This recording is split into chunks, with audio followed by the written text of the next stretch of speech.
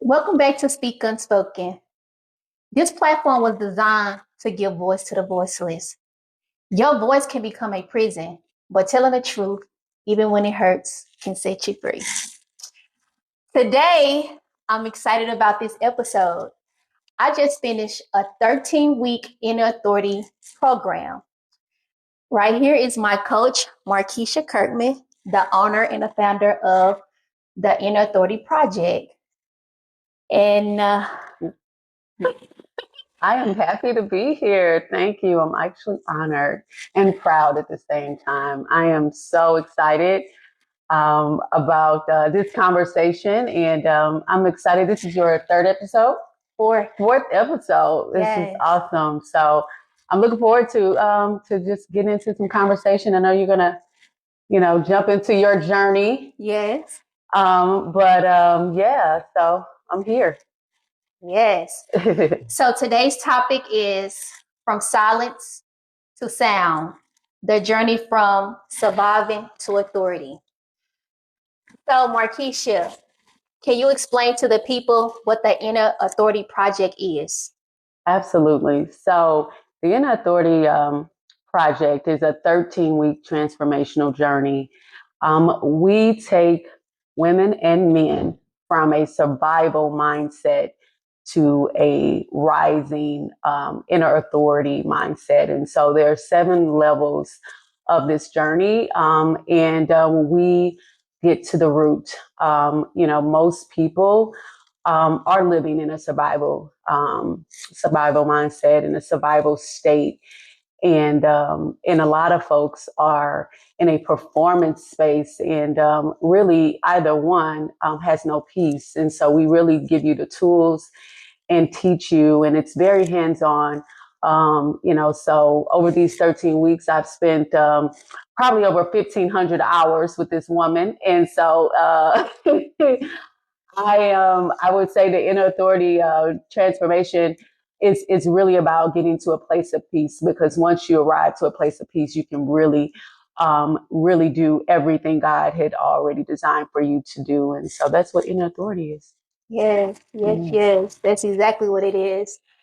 When I started Inner Authority, and she can attest to this, like I had a real problem with identity. I felt like I had to save everybody.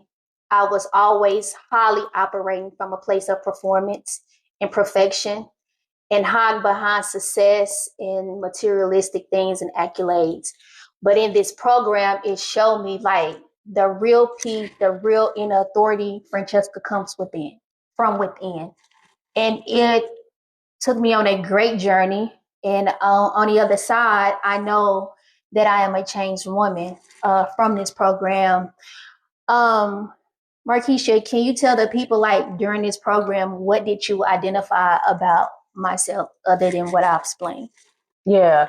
So I think one of the key things that stood out in Francesca's journey, she had a ton of self-awareness, and I think that's key for really starting a journey like this, because you've got to get to a place to where that there has got to be something other than outside forces, right? That's holding you back. And so she had this very burning desire to do more things of that nature, but there was a lot of her thought was contingent on others, right? How others may look at some of the things that she would be ready to do that is really outside of who she has been. And so I think for her, looking at survival, she was really at a place where when we look at the entire 7 stages, she was at this place of a social mindset. Social mindset is really focused on what it looks like. Yeah. So what it looks like means that,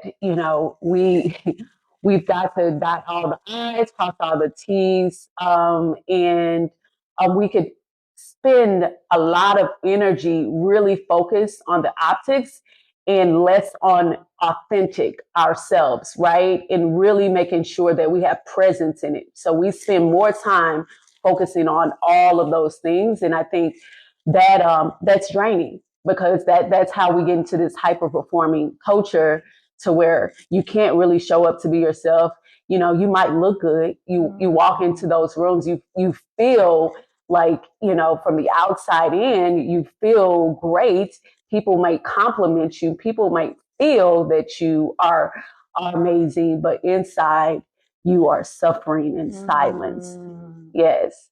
And suffering in silence was one of the major key points during this program, because it was plenty sessions that we had that, you know, I don't be crying. Yeah. And I was breaking down because I was fighting so many different identities. I was fighting like people knowing this and people knowing that about who I used to be and not who I am in the present moment, and like who will fully accept me as this person that God is growing me into, right? Yeah. And over these 13 weeks, like I fully identify, like even like in friendships, like that's no longer good for me in this season. Not saying that they're bad people. That's right. But they're just not for this season of my life. In this transformation, in this inner authority that going through this program has equipped me with, right? Yeah. And so I had to be able to allow that version of me to fully die. Yeah. You know, and it was breaking me down. Yeah, we spent a lot of time, we do the 5 whys often. And so we spent a lot of time really understanding the lie that she was believing, right? When you, and sometimes you protect the lie too, right? And so some of that identity was from protection, right? You know, when we look at childhood, you know, and we start to really go into your younger self. I know that was kind of a first release, right? Where you did your younger self letter and really wrote, you know, to that younger self, where she was able to fully feel seen, right? Up until that point, I think she had learned to be silent, you know, to protect the most sacred parts of herself. But what you hadn't learned was that was the place that you were operating, you know, in your adult life, from that place of protection. And that became what felt like a superpower. Right. Yeah. Yes. But really, it really, you know, created a woman that couldn't even necessarily, you know, even asking for help in a way that was kind of taboo for you. Very taboo, very taboo. And I definitely was suffering silence. And even as an independent woman, right? Like just a prime example, like just as simple as asking someone to help come to this house and help change the air filters, right? Mm-hmm. I'm climbing on an 8-foot ladder and trying to do that, you know? But, you know, just not want to asking people for help, like not want to be a burden. But the crazy part about it is I will allow everybody else's burdens to be on me. That's right. You know? There was a lot of people pleasing that was normalized. Very, very much complex savior disorder. Like I would not even call it disorder, but it was definitely where you operated from that place. You definitely felt comfortable in that place. And a lot of us feel comfortable in that place when we haven't necessarily healed those places. Because again, those are our safe places when we are able to do for others, you know, make sure, because that also keeps that company around. Right. And so one of the things I said to you, I was like, you know, see, you can have a lot of people around you if most of them are yes men. Right. Oh, that's so true.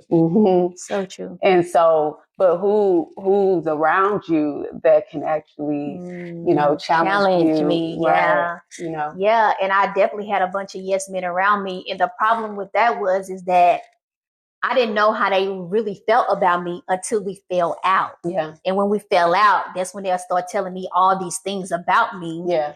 But while we was friends, they wouldn't. Because they enjoyed the benefits. Exactly. Yeah. Exactly. Yeah. And even during this journey, even these last 13 weeks, like a lot has transpired or whatever the case may be. And I've really learned the power of no. Yes. Right. And once I learned the power of no, Markesha, I'm telling you, my phone is so dry. But that's okay, because one of the things that God will do is he's so great. He's so good at this that he removes what we consider the noise, right? He removes those that are not aligned to go into the next season that you're going into. And so that's perfectly fine, because you need to get very comfortable and confident in that those silent moments. Because one, your relationship with God and the intimacy that you have has drastically, improved, because it's you and God in every step of the way. Right. And then what God starts to do is he starts to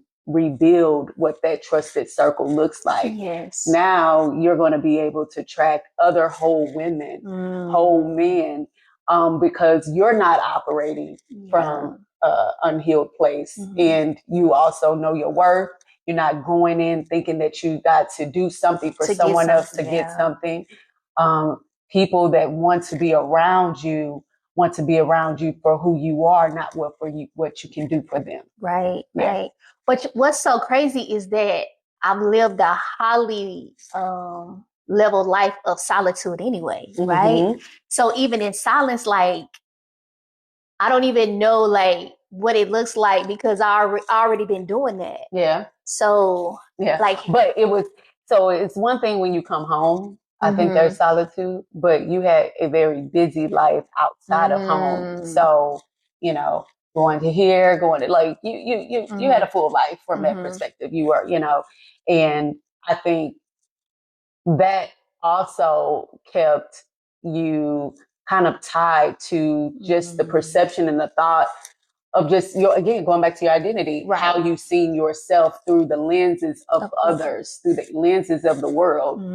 Yeah. That was it. So. Yeah. And even in this program, I didn't even realize like how much I really dealt with the spirit of rejection. Right. And so it's like, I will cut somebody off before I even give them an opportunity to reject me. Yeah. And I know that came from my childhood, even as an adult woman. I won't go too deep in it, but I still deal with some things on the parenting side, and so inner authority has helped me with that and allowed me to be okay with that, because that's the decision that they choose to make, and so and with that, a lot of what we've discussed is that while you might not agree with family and certain things, that decisions, like we still have a place to honor our parents and honor those, but you you can love those, but you have to have what we call boundaries, right? Yes. And so I think you've established some great boundaries. And the other biggest thing is that we learned that, offense is one of the greatest baits of Satan. So how you get offended from what others say about you, whether it's from the familiar area or unfamiliar, it's up to you on what you believe. And so again, knowing who you are, it all starts back to your identity. Yes. Knowing exactly who you are in Christ and what he's already said, because he designed you before he even put you in your mother's womb, right? So therefore, when you are 100, feet down into what he said, okay, I know who I am, I know whose I am, and all of those things, there is absolutely nothing anyone else can say. And so one of the things, though, I think that we really focus on in authority is making those declarations every morning. Yeah, definitely the declarations. And mine was the most important one. I am the epitome of free. But the crazy part about it is I always talked about freedom, but I wasn't even truly free. Yeah. Because, most people are in bondage in their mind. Yeah. And so we think freedom from a worldly perspective is, behind bars. But at the end of the day, most people are free, are in bondage in their mind because they are living from a place of where others, right? They, whether it's family. So a lot of people successful people, and, that may have what it looks like to be an amazing career. They are in that career for their parents, to make their parents proud. They are sick. They're, they're not at peace, right? But you may be 15, 20 years into that thing. And so, and I talk to those individuals, and it's like, how do you now come out of there? How do you find life? Well, it's one of two things. They're gonna, your health is directly tied to your peace. You're gonna drive yourself. Yeah, exactly. And you're gonna stay into that survival place, because in a survival place, you're either fighting, right? So your response is, fight, or you flighting, or you freezing, right? And so most people, and I remember even with you, even how you communicated, right? When we talk about conflict and things of that nature, when you've suppressed so much all your life, when it comes to actually finally addressing or speaking your truth, it came out like a fight. Yeah. And it's like, and so sometimes, and so when that has been your pattern, you're afraid of yourself even saying something, because if I say something, I'm gonna blow up. Yeah. I'm gonna blow up. Right. And so we have to get to a place to where, our nervous system is balanced. And so we spend a lot of time really focused on our nervous system, because that's really where you operate from. So, wherever your nervous system is that's the wavelength that you are going to do life. Right. And in this program, my nervous system went from surviving to authority. And I didn't realize like how anxious I was, right? And honestly, I don't put this over my life like ADD, ADHD, whichever one it was. It's like I could start something and I do 1,000,001 things before I get back to that, right? But this program allowed me to like rest in it and be able to do one thing at a time. I'm not on a time clock. I don't have to set all these time frames to get something done. When God already laid the path before me, He just sent Francesca, go at it and go at my pace. Every time you make a step, I'm going to give you clarity on what to do next. That's right. And that's the thing. Like, it took me all the way up into inner authority to really fully understand that, like, God had already had me covered. That's right. But the thing is, the trick of the enemy started with me so young at the age of 8, right? So that 8-year-old girl was just screaming, to become what God had already ordained for her to be. And one of them is free. Yeah, that's right. That's right. I think there's so much you said in there, but when I'm thinking about in your journey, so going from finally understanding, okay, my younger self is really running my adult life. Right. Okay. So we've got to put that to rest. And so we were able to pull up those roots and then remind ourselves every day, right, who we are, right? So we're making those declarations. Now, through that process, as you stated, there were still some things that were being uncovered. A lot of those things that were learned as well was really controlling everything. And I think this is where you were just talking about controlling every detail of all the things, right? So you would have this idea, right, about even this platform here, right? Yes. So she shared with me that she wanted to do this platform, but hey guys, she wasn't trying to be on camera. So I said, I don't know how this gonna work. Right. So I think our first group session, we did a record with the entire group. And she was like, I'm proud of myself. I'm actually on camera in this, and right? And I'm like, so there was already those were some lies that we had to uproot, right? Because there were some things, again, that had a lot to do with, I think what others may think, right? Because she's very forthcoming with the truth, right? But there was a barrier there that was keeping her from actually telling it. When she tells it, as you guys can see, that is very authentic and it's necessary and it's healing. Yeah, very healing. Yeah. And so so part of this journey is, very much so being a very, very strong accountability partner in this with you. And I always tell my students that, hey, I can be as much of an accountability partner as you allow me to be, right? And so, she definitely trusted me in its place to really shine a light on a lot of these areas. Right. And I think releasing and trusting God's plan. Right. Right. Mm-hmm. And so when she would talk about these certain things that she would want to do, again, we go to the 5 whys because we got to get to the root of who told you that? Right. Who told you to do that? Right. Definitely got to get to the root of it because we'll be thinking like, is it God or is it just a good idea? Right. And a lot of times it's just a good idea. Yeah. And we don't go and consult God. Yeah. And that's something that I had to learn, So even with the success I have or whatever, a lot of times I didn't go ask God about it. Mm-hmm. I just heard about it and I went for it. And when I tell you this girl goes forward very quickly, and I'm like, oh, ma'am, excuse me, come back. Have a seat. Like, you just said this Friday. It's Monday. You already been moved forward, signed up, paid for it, and everything.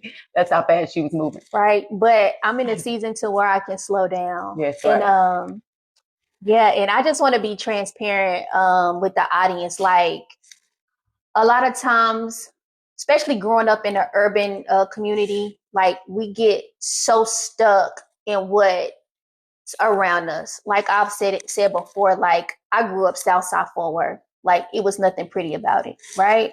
But even in that, it's like that was an identity, but it was an identity that I allowed to stay attached to me because I didn't have to leave. I could have stayed behind and been like what everybody else. Not saying what they're doing is bad. It's just what they're doing in their season. But God didn't see that fit for me. But this program really allowed me to know that you don't have to be a product of your environment. You don't have to be that.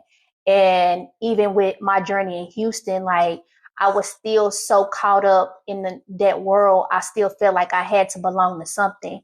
But it was up until these last 2 years or whatever, really 2 or whatever, that I really realized, Francesca, like long as you is doing the order of what God says through the Holy Spirit that's within you, like you don't have to revert back to none of those things. And I just want to tell you, Markesha, like I really appreciate you really like pulling me, and not giving up on me, and really making me go deep. Even I'll let y'all know, like doing the I'm catching the brain freeze, doing the generational bloodline. Oh yeah. Yeah, that really went deep for me. Yeah. Like I don't really know my grandparents on my mom's side because they were already deceased. And on my dad's side, I didn't meet them till I was 12. But when we had to do that generational bloodline inheritance, like it really blew my mind. Yeah. Because like I say, you don't know how deep something runs until you go really searching in the past. That's right. And you'll look at your family bloodline and say, why do we do this? Why do we do that? Right. And it runs so deep. And the thing is like, for me, like the infidelity, the hustling, I got that in the bloodline, but I also got being a hard worker, right, an entrepreneur. That's right. And different and good things came out the bloodline as That's well, right. That's right. But before I talked to my daddy, I didn't even know that. Yeah. And so that's another thing that I really appreciated about the Inner Authority Project is that you pushed us to really go find out about the bloodline and how it designed us and how we can move past what was in the DNA, because it don't always have to stay, because you can grow through that, Yeah. And so I just want to say thank you for that.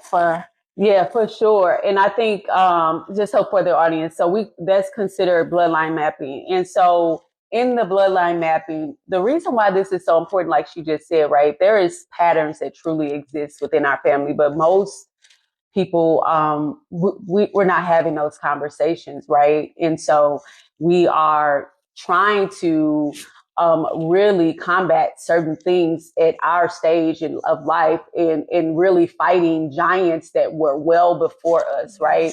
And so in this exercise, it really allows us, one, to have some different kind of conversations with our family to understand, right? Because I always tell people, see, you can only meet yourself as deep as you've met others. And so through this process, you need to be able to really know where you came from, right? The blood is powerful. You have to understand that it carries history, centuries of information. And so we have to understand that. And so through that, she was able to see on both sides. One, because now we're not just looking for what's wrong. We're looking for what's right, because see, the enemy knew what was right, which is why he's consistently been on our necks to make sure every generation wouldn't be able to get to the destiny that God has for us. And so through this, now our declarations really become exactly what God had already said about our generations, right? Because now we get to be the ones to actually break, but also receive the inheritance. And this is our inheritance season. So we are, in a place where we are receiving that harvest and establishing the new system of what the family does going forward. Right. Definitely a new system. And I definitely has been a generational curse breaker for a long time. That's right. But now I'm doing it the godly way. That's right. Right. So, that's right.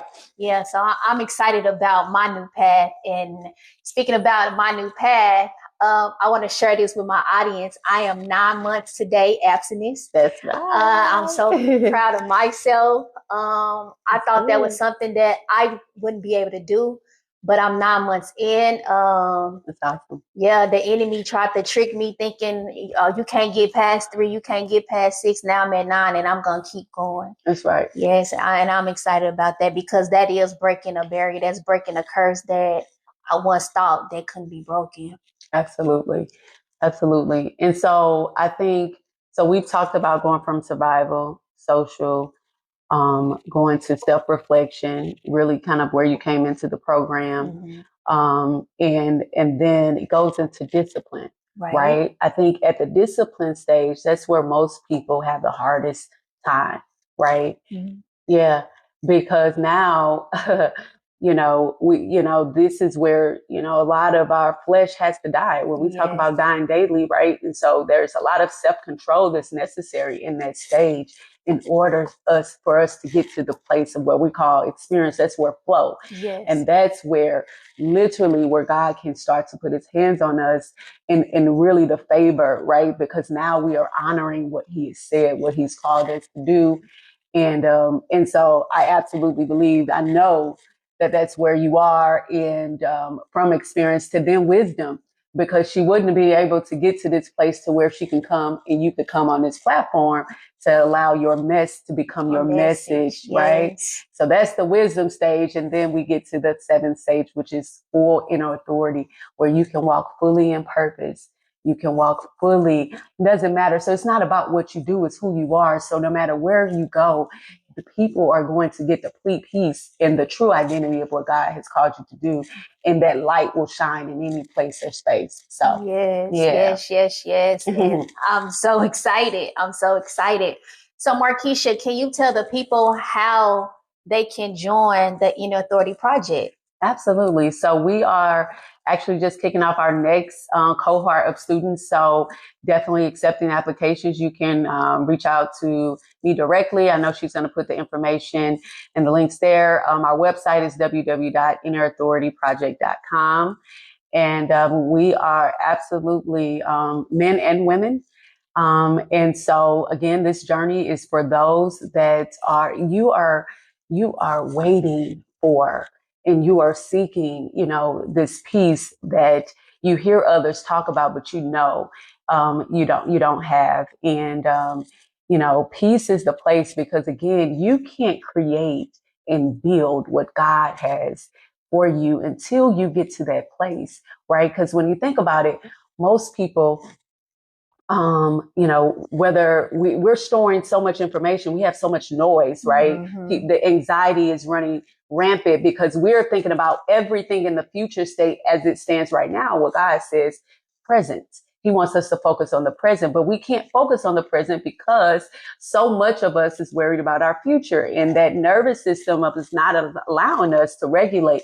And the only way we can do that is we got to start deleting the files. So you have to get to a place, one, you probably got to be sick and tired of just, because if you could have already done it, you would have already done it. Yes, right? Definitely. Yeah. And so one of the other things that I always share to people is that you have to realize most successful people, not most, all, have had mentors and coaches their entire life, right? And so I'm a product of mentorship. I probably we didn't discuss this, but over the last 17 years, I've mentored, coached, and led almost over 8,000 leaders globally. And so that is the work I do.